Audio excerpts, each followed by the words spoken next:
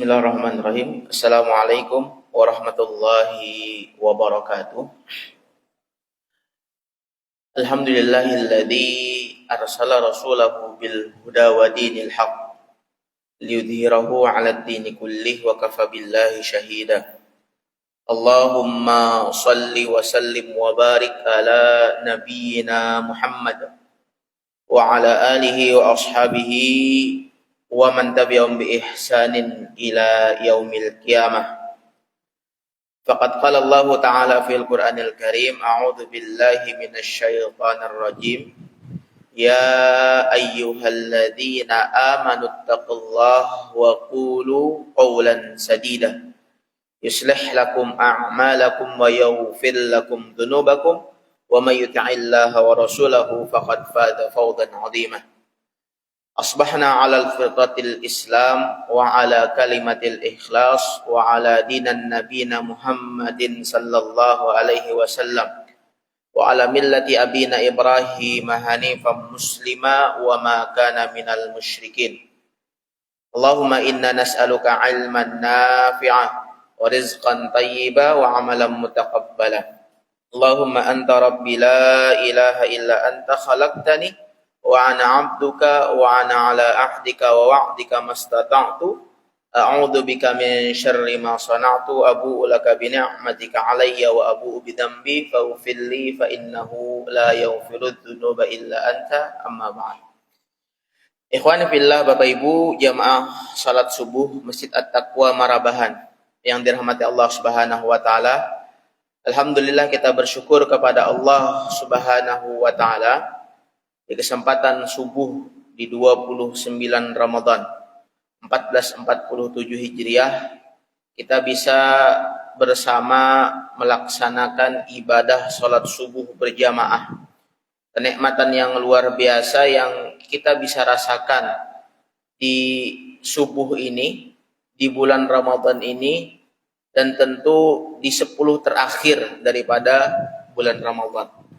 Kira-kiranya mungkin hanya tinggal 1 hari besok, malam hari ini tarawih terakhir, besok puasa terakhir, karena Jumat kita sudah masuk 1 Syawal 1447 Hijriah, berarti kemudian kita berharap kemudian apa yang kita upayakan di bulan Ramadan ini kurang lebih 30 hari dengan besok, mudah-mudahan menjadi pemberat amal kita di hadapan Allah Subhanahu wa taala dan menjadi penyebab Allah Subhanahu wa taala mengampuni segala kesalahan dosa-dosa kita. Dan tentu doa yang senantiasa kita harapkan, mudah-mudahan Allah masih berikan umur panjang, khususnya kemudian menyelesaikan Ramadan ini 1447 ini, dan mudah-mudahan Allah masih memberikan berkenan, Allah masih mempertemukan kita dengan Ramadan yang akan datang.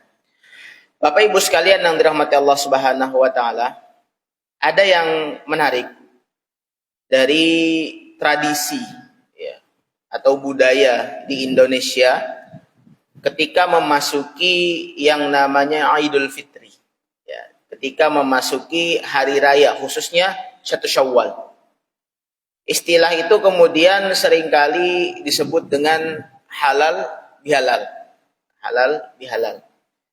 Yang di dalam sejarah kebanyakan kemudian halal bihalal itu sejarahnya muncul hanya di Indonesia, dan kebanyakan kemudian menuliskan di tahun 1948 yang ketika itu presidennya adalah Insinyur Soekarno, yang katanya kemudian diusulkan oleh salah seorang kiai, yakni Kiai Wahab Hasbullah. Beliau seorang kiai karismatik yang kebetulan beliau juga pendiri Nahdiyin.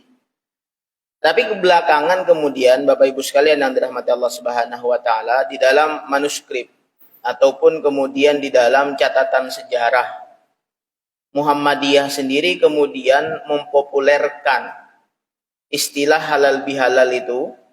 Ternyata ada di dalam Suara Muhammadiyah cetakan 1924. Ya. Jauh sebelum ketika itu Indonesia merdeka. Ya, karena tradisi itu kan muncul awalnya adalah keresahan daripada pemerintah untuk bagaimana menyatukan umat Islam di awal-awal kemerdekaan. Tapi ternyata kemudian jauh sebelum itu di 1924 dalam catatan Profesor Abdul Mukti, Sekretaris Pimpinan Pusat Muhammadiyah dan sekarang Menteri Pendidikan, beliau menyebutkan bahwa ada catatan yang masih tersimpan rapi majalahnya di 1924 bahwa Muhammadiyah sudah mempelopori dengan istilah halal bihalal, walaupun belakangan kemudian istilah halal bihalal di Muhammadiyah itu lebih cenderung dengan syawwalan.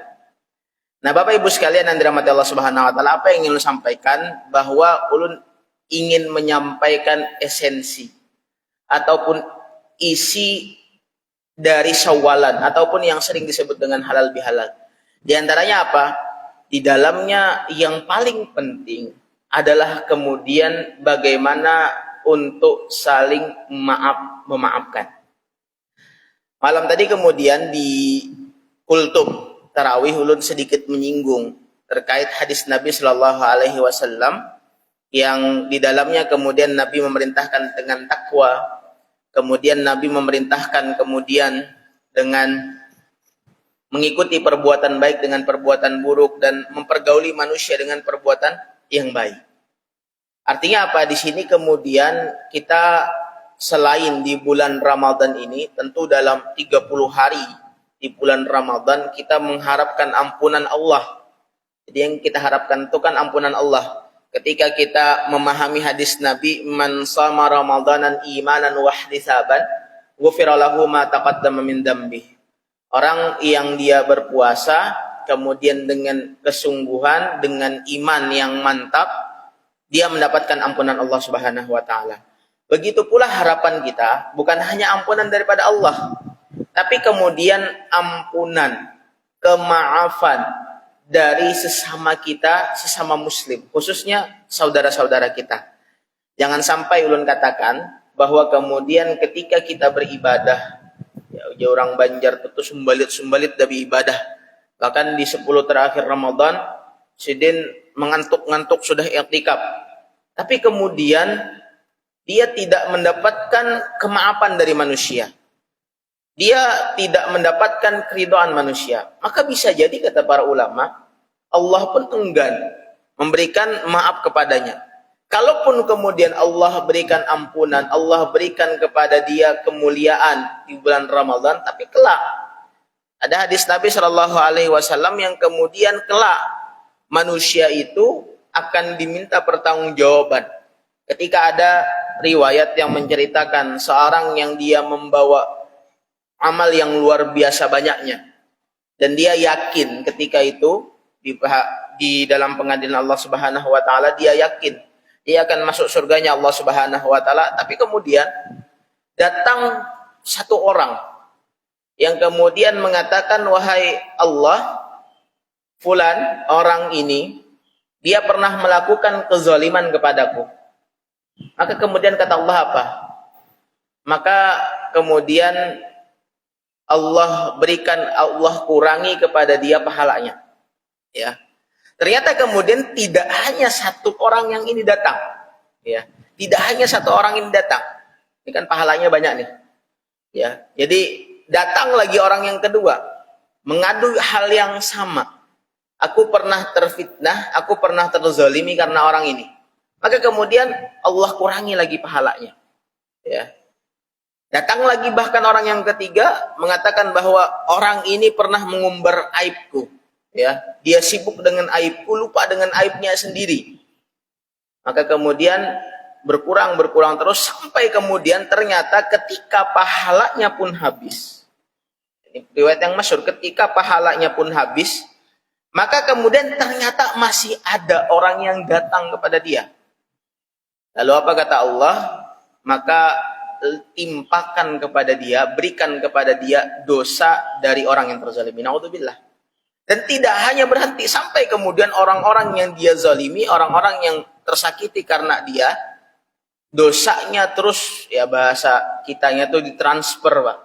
Jangan yang transfer pahala ini dosa. Maka naudzubillah. Inilah kemudian betapa luar biasanya momentum Ramadan, momentum Idul Fitri yang ulun katakan bahwa bisa jadi kemudian kita sulit untuk maafkan, tapi kemudian dengan datangnya Idul Fitri, datangnya Syawal itu menjadi pertanda ketika Allah Subhanahu wa taala ini memberikan kepada kita kesempatan untuk saling memaafkan. Ya Mas kalian yang dirahmati Allah Subhanahu wa taala, ada yang menarik kemudian di dalam Al-Qur'an. Ya, di dalam Al-Qur'an itu ketika Allah kemudian menyebutkan firman-firman-Nya bahwa ternyata ada dua kan, Pak? Meminta maaf dan memaafkan. Ternyata kemudian di dalam banyaknya ayat-ayat Al-Qur'an, Allah itu cenderung bahkan kemudian memerintahkan orang itu adalah membuka maaf. Ya, memaafkan maksudnya. Kadang-kadang kalau kita pikirkan malah di antara meminta maaf dan memaafkan tuh rasa-rasanya sulit memaafkan.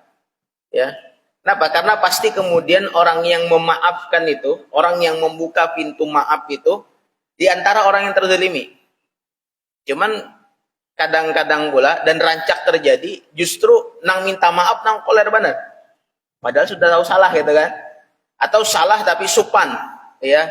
Supan atau gengsi lah bahasanya.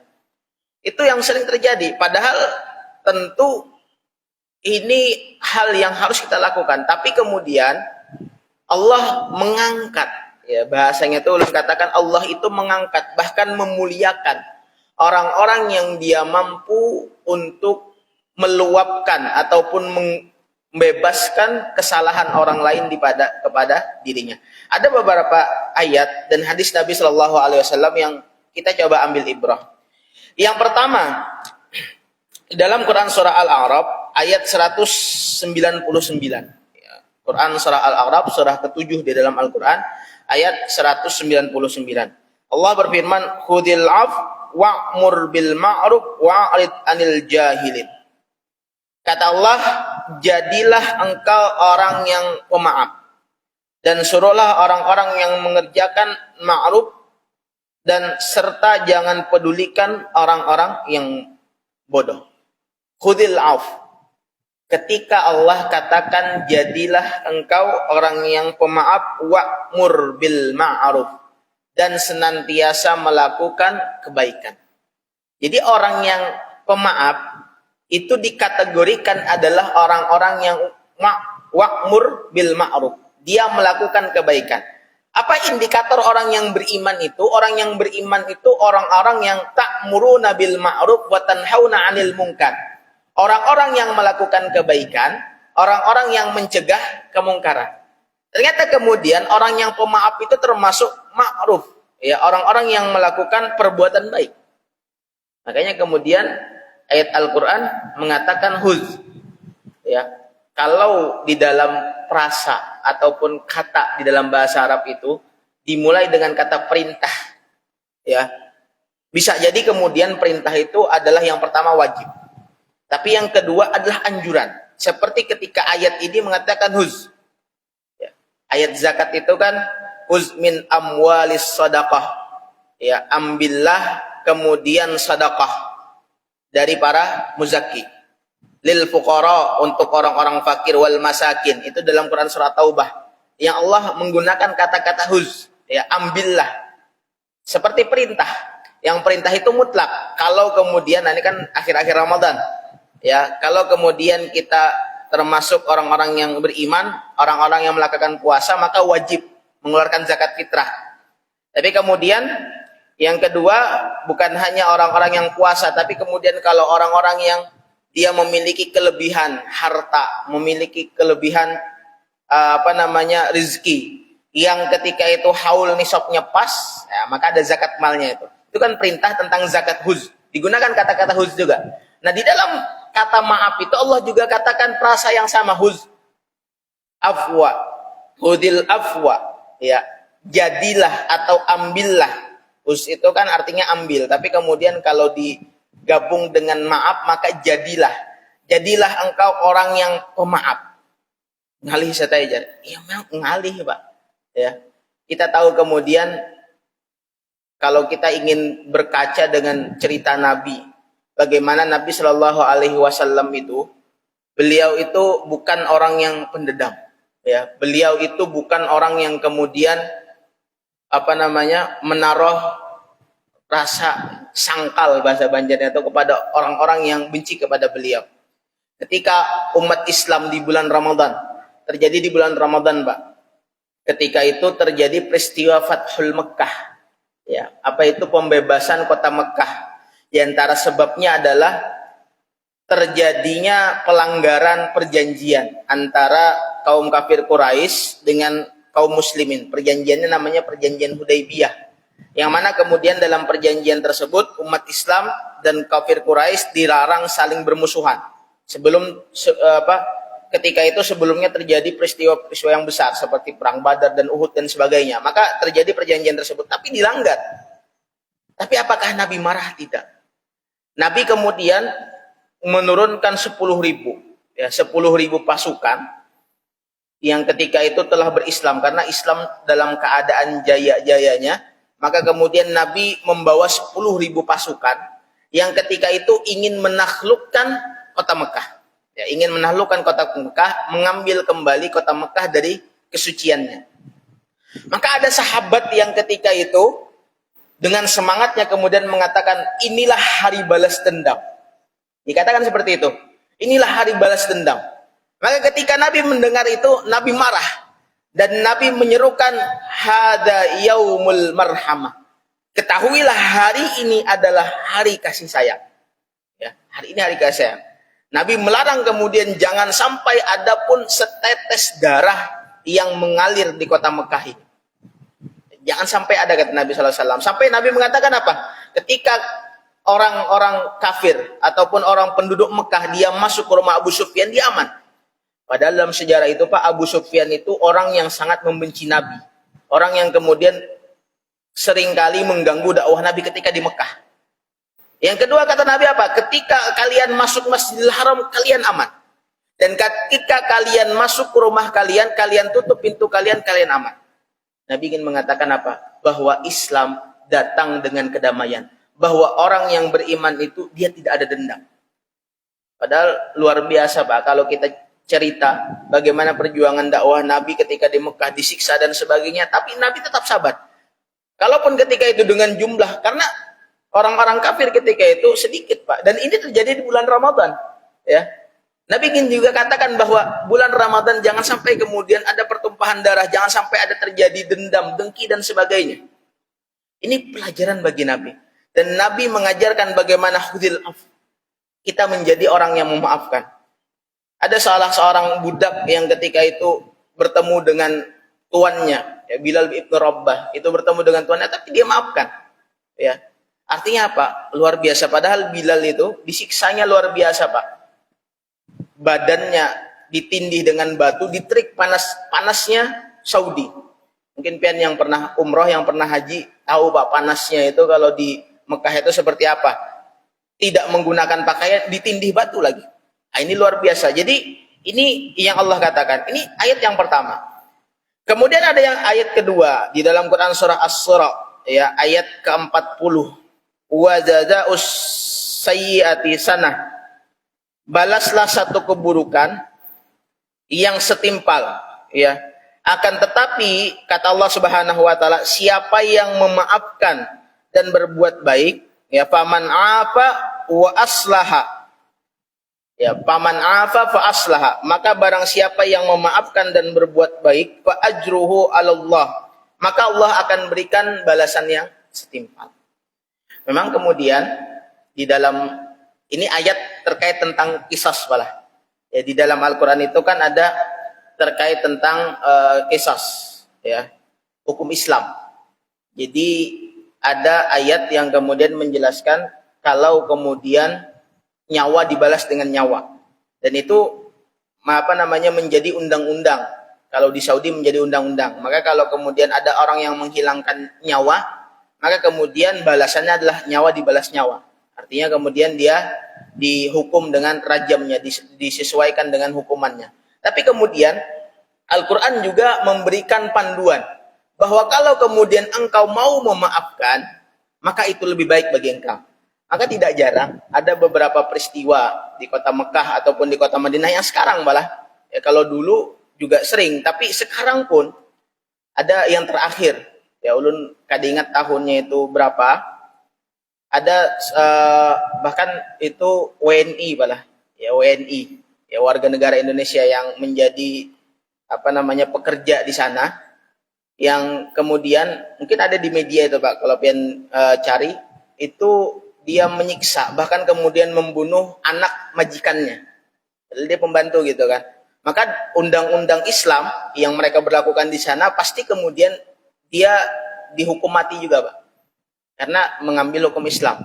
Tapi luar biasanya orang tuanya kemudian dia mungkin paham dengan ayat Al-Quran, dia maafkan. Dan memaafkan itu tidak mudah Pak. Ada yang kemudian memaafkan, kalau dalam undang-undang Islam itu, ya di dalam Al-Quran itu, memaafkan itu dengan tebusan. Tebusannya apa? Dengan unta dan sebagainya. Kalau dinominalkan uang itu ya lumayan. Tapi dimaafkan full Pak. Dimaafkan full. Artinya kemudian dibiarkan, bahkan kemudian diberikan fasilitas untuk balik kembali ke Indonesia.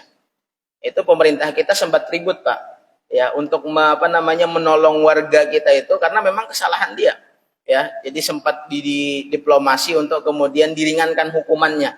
Ya kalau tidak dibawa ke Indonesia, tapi luar biasanya dimaafkan. Jadi ini salah satu kemudian perilaku umat Islam. Lalu yang ketiga, nah ini ayat-ayatnya sebelum nanti kita bahas bagaimana maaf itu di dalam Islam. Maka yang ketiga, ya ayat yang kita sering dengar juga, alladzina yunfikuna fis sarra'i wad dharra wal kadhibinal ghadz wal 'afina 'anil nas. Ya. Di antara orang-orang yang beriman itu wasari'u ila maghfiratin mir rabbikum wa jannatil ardu was samawati wal ard u'iddat lil muttaqin. U'iddat lil muttaqin. Siapa orang yang beriman, orang yang bertakwa itu? Nah, tadi kan kita bahas Pak, orang yang bertakwa itu seperti apa? Alladzina yunfikuna fis sarra.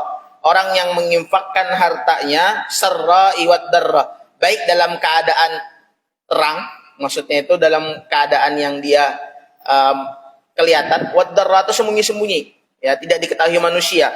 Wal kazibinal ghaid, orang yang menahan amarah.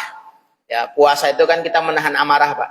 Wal afi na'anin nas, dan orang-orang yang memaafkan manusia. Ada riwayat yang masyhur dari sahabat Nabi Shallallahu Alaihi Wasallam. Nabi pernah menceritakan, mungkin pian pernah mendengar dan pernah menyampaikan di masjid ini pula, bahwa ada sahabat itu, ini kita duduk, ya. Kemudian Nabi katakan, ja'a rajulun min ahlil jannah, akan datang kata Nabi seorang yang dia itu penduduk daripada surga. 3 kali Nabi mengatakan itu Pak. Lalu ada sahabat yang penasaran, siapa sahabat ini? Dan apa amalannya? Sehingga dia kemudian berniat bermalam di rumah laki-laki tadi. Singkat cerita kemudian, sampai 3 hari dia tidak mendapatkan apa amalan yang disebutkan tadi. Akhirnya apa?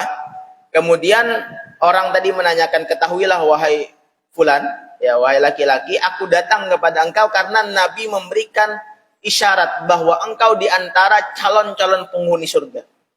Maka kata sahabat tadi, kadeda kira-kira amalan yang ulun lakukan lebih kadeda.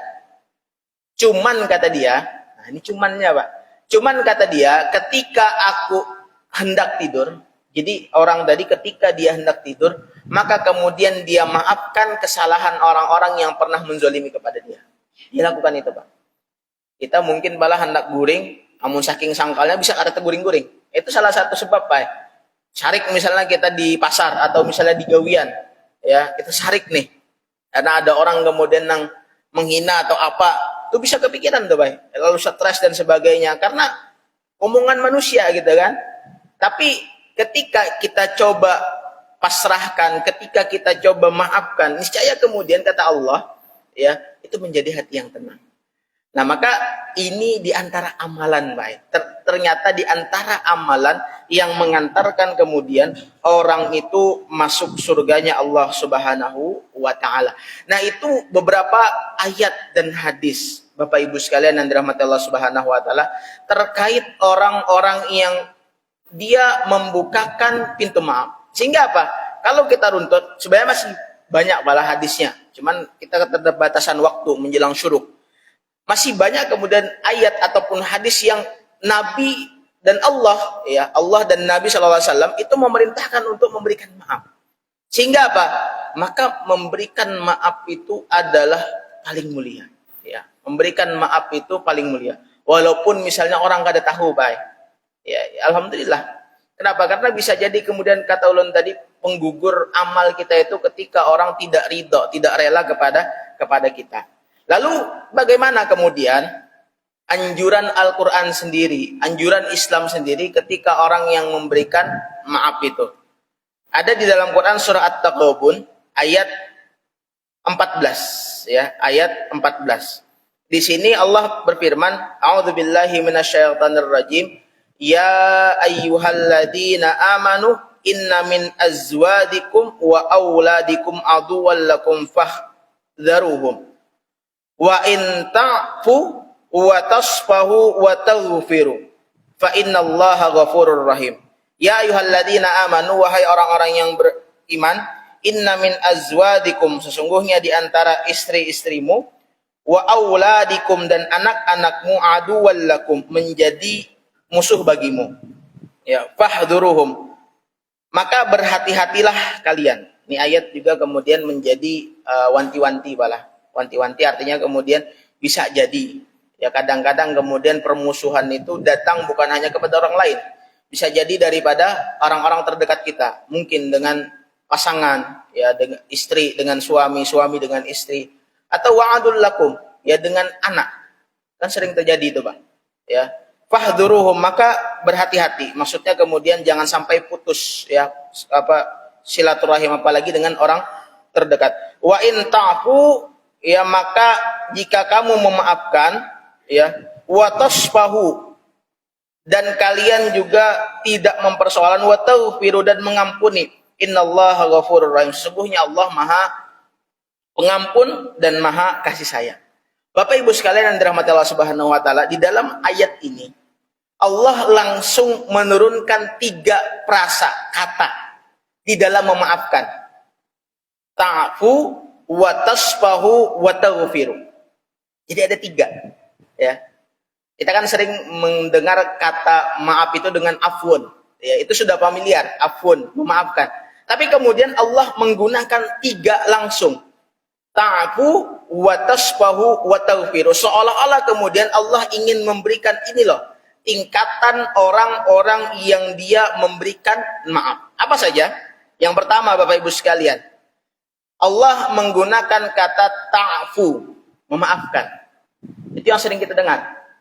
Jadi apa yang dikatakan memaafkan? Memang di dalam kitab Lisanul Arab, ya, kitab Lisanul Arab, kitab kamus Lisanul Arab itu dikatakan ta'fu itu memaafkan. Jadi kalau ada kemudian kesalahan orang lain kepada kita, maka kemudian kita memaafkan, sehingga seolah-olah kemudian tidak terjadi lagi masalah tadi. Itu paling aman sudah, Pak. Jadi orang itu memaafkan kesalahan orang lain sehingga seperti tidak ada lagi kesalahan. Sehingga ini yang sering terjadi, ya. Maka kalau hari raya itu, maka mohon maaf lahir dan batin, ya. Itu diantara kemudian ta'fu tadi. Orang-orang yang ta'fu, ya sudah, dia share aja, ya. Kadang-kadang kemudian kada tahu juga ini kira-kira orang memaafkan atau kada, tapi ya sudah, dia berusaha kemudian meminta maaf dan membuka maaf. Dia membuka maaf. Itu ta'fu.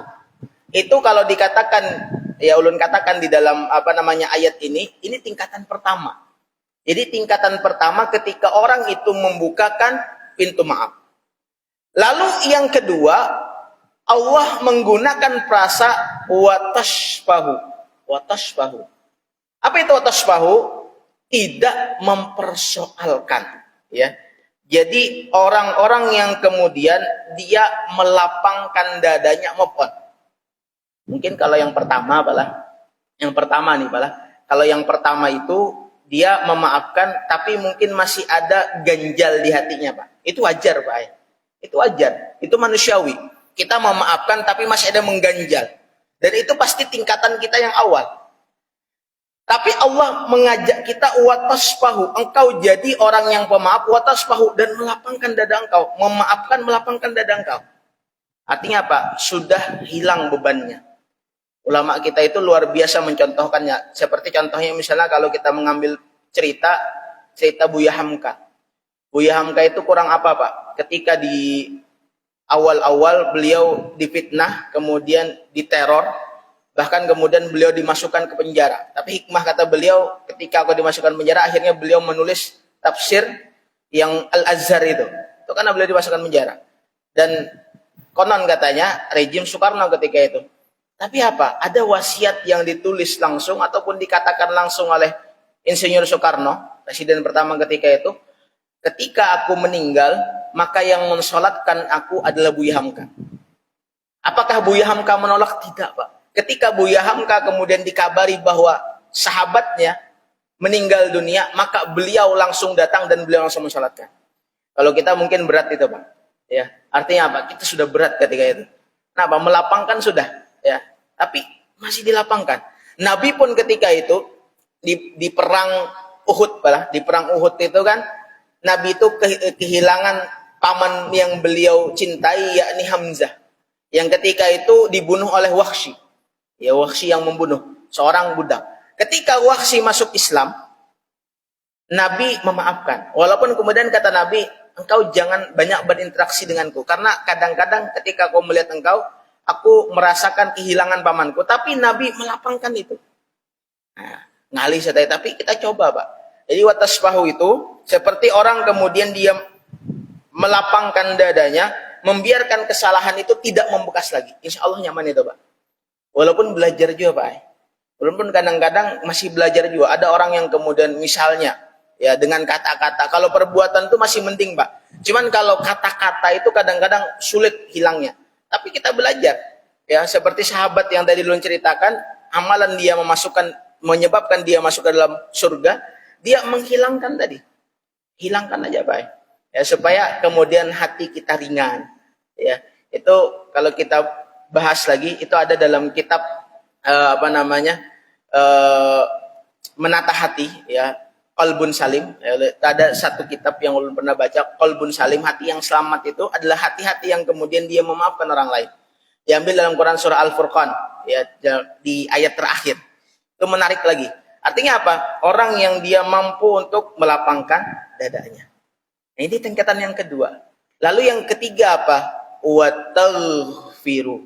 Dan orang-orang yang kemudian dia mengampuni. Maka identik dengan taghfiru itu sifat Allah. Innallaha ghafurur rahim. Maka Allah itu pasti disandingkan dengan kata ghafur. Ya. Walaupun kadang-kadang Allah itu punya sifat al-auf, memaafkan, tapi kecenderungan Allah itu ghafur. Orang-orang Allah yang memaafkan kesalahan orang lain. Allah dikatakan dalam innallaha la yaghfiru. Allah akan mengampuni. Artinya apa? Allah itu Maha Pengampun. Maka apa maknanya? Orang yang dia mengampun itu bukan hanya dia ampuni, tapi dia menutup sudah. Ya, tidak lagi kemudian membicarakan.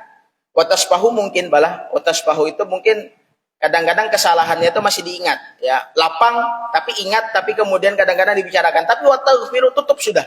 Bahkan tidak ada lagi celah untuk membuka aib orang lain tadi. Ya, artinya dia tidak akan pernah membuka aib orang lain, walaupun dia tahu. Wataghfiru. Ya. Maka kalau kemudian orang itu sampai tingkatan ini luar biasa, Pak. Ini yang kita usahakan. Jadi Allah katakan apa? Ta'afu, engkau maafkan. Watasfahu, dan engkau lapangkan dada engkau. Wataghfiru, engkau tutup sudah. Ya. Tapi memang proses, Pak.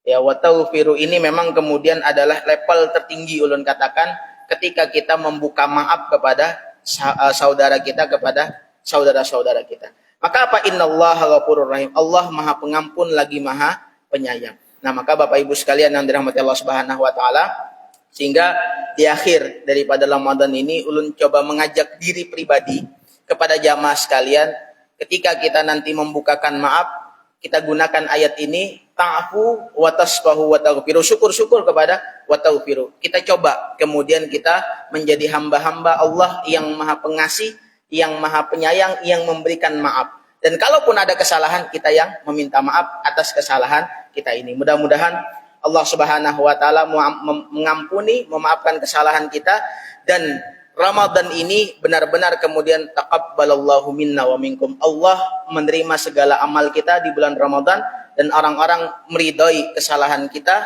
dengan kita meminta maaf dengan saudara-saudara kita. Subhanakallah bihamdika asyhadu an la ilaha illa anta astaghfiruka wa atubu ilaik. Assalamualaikum warahmatullahi wabarakatuh.